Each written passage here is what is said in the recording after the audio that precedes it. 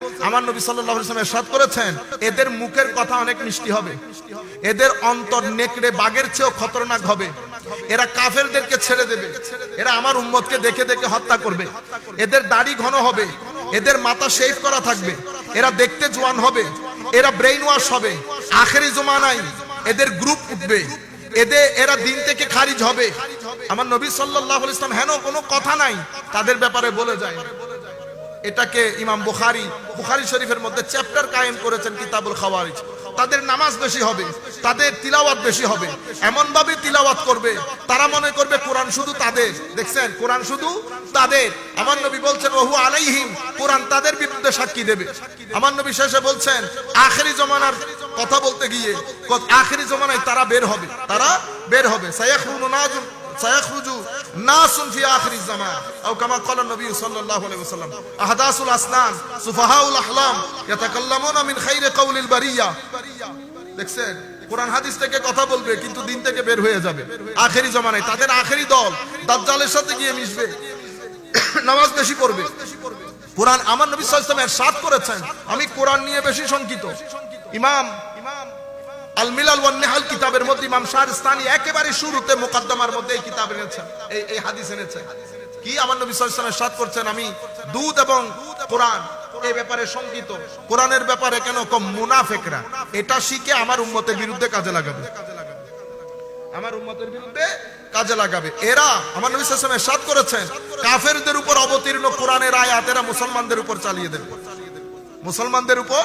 সেটা কিছুদিন আগে আমি বললাম, ইয়া রাসূলুল্লাহ, আমার নবীর নবুয়তের রাডার দেখে। আমার নবী 1400 বছর আগে আমার নবী এই গায়েবের খবর দিচ্ছেন আমাদেরকে। সেদিন আমাদের চট্টগ্রামের একটা এলাকায়, মানে আপনারা সবাই যান, বেড়াতে যান ওই এলাকায়, নাম নেওয়ার দরকার না, আপনারা চিনেন, সমুদ্র অনেক সুন্দর, এটার আরো একটু দূরে। তো ওখানে গেছে, আমার মনে হয় কোরআনে পাক তো ওইটা বন্ধ করে দিয়েছে স্থানীয় প্রশাসন। উনি বক্তব্য দিচ্ছেন কি জানেন, কোরআনের তাফসীরুল কোরআন বন্ধ করে দিয়ে আপনারা কাফেরদের কাজ করেছেন। কোরআনে পাকের মধ্যে এসেছে, হে মুমিনগণ, মানে কাফেররা বলে ওয়াকালাল্লাযীনা কাফারু লা তাসমাউ লিহাযাল কুরআন, কাফেররা বলে এই কোরআন শুনিও না, এই কোরআন শুনলে। দেখছেন কি সুন্দর করে ও কাফেরদের কথা এখানে। আমার নবী কি বলেছে, মানে এরা কাফেরের উপর অবতারিত আয়াত মুসলমানদের উপর চালিয়ে দেবে। ঠিক আছে, এখন কোরআনের তাফসীরের নাম দিয়ে আপনি যেটা করতে চেয়েছেন সেটা বন্ধ করে দিয়েছে। কারণ আপনি কোরআনকে কি করেন, ডাল হিসেবে। আপনি কোরআনের তাফসীর আপনি বলতেছেন ওযু ছাড়া কোরআন ধরতে পারবে। সারা জিন্দেগি মুসলমানরা জেনে আসছে এক কথা, আপনি এটা সাধারণ মানুষের মজলিসে কেন বললেন? এটা কোরআনের তাফসীর করতে এসেছেন আপনি। তো গত 50 বছর ধরে বাংলাদেশে এই উগ্রবাদ প্রচারের আরো একটা ধরন হচ্ছে কি, তাফসীরুল কোরআন মাহফিল। কি মাহফিল? তাফসীরুল কোরআন। আমি এখন তাফসীরুল কোরআন মাহফিলের বৈশিষ্ট্য বললে আপনি মিলাই দেখবেন, আমাদের সাথে কারো সাথে কোনো ধরনের মারামারি কাটাকাটি নেই বেটা। আপনি মিলাই দেখবেন, আপনি আমাকে, আমার কথা যদি ভুল হয় আপনি এলমি রদ করে দেন, কোনো অসুবিধা নাই, আমরা এটা মাথা পেতে নেব। আপনারটা যে উগ্রবাদী তার প্রচারের বিভিন্ন ধরন, আপনি করেন তাফসীরুল কোরআন, কিন্তু আপনার তাফসীরুল কোরআনের মধ্যে কোনোদিন কোনো আমাদের মুসলিম উম্মার যারা বড় বড় মুফাসসির, তাবারি থেকে শুরু করে তাবারি, ইবনে কাসির এক ধরনের তাফসীর, কাশাফ এক ধরনের, কুরতুবী এগুলো এক ধরনের, আবার আমাদের ইমাম রাজির এক ধরনের তাফসীর।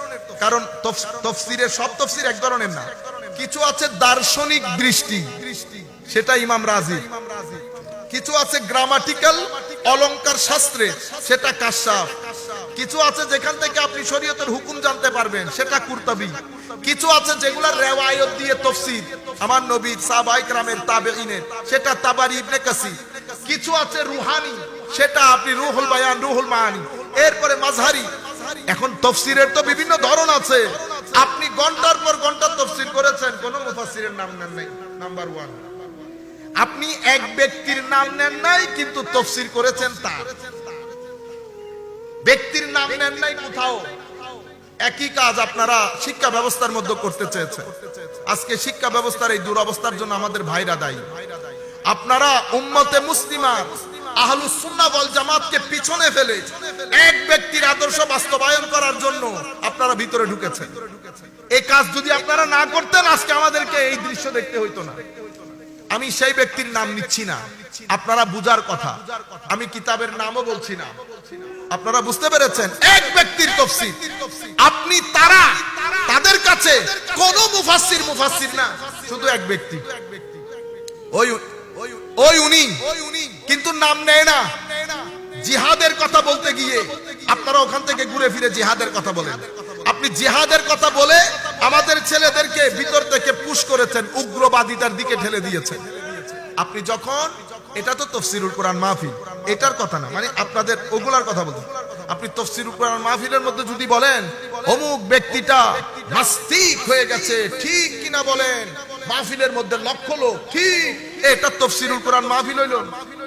আপনারে কে বলছে ওই ব্যক্তির নাস্তিক ঘোষণার জন্য? আপনি যদি নাস্তিক ঘোষণাই করবেন, আপনি সেই ব্যক্তির কথা স্টেটমেন্ট গুলা তৈরি করেন, আলেম উলামাদেরকে ডাকেন, ডেকে তাদের কাছে এটা শেয়ার করেন, আলেম উলামাদের কাছ থেকে ফতোয়া নেন, এটাকে এলমি ফতোয়া বলে। আপনি যে কাজটা করেছেন এটাকে বলে রাজনীতিকরণ। আপনি সাধারণ মানুষের ইমোশনকে কাজে লাগিয়ে আপনার রাজনীতির মাঠ গরম করার চেষ্টা করেছেন। আপনারা বুঝতে পেরেছেন? কারণ এটা তাফসীরুল কোরআন মাহফিল, আমি তাফসীর পড়াবো, আপনারা তাফসীরুল কোরআনের নাম দিয়ে আপনাদের যে রাজনৈতিক আদর্শ সেটা প্রচার করেন।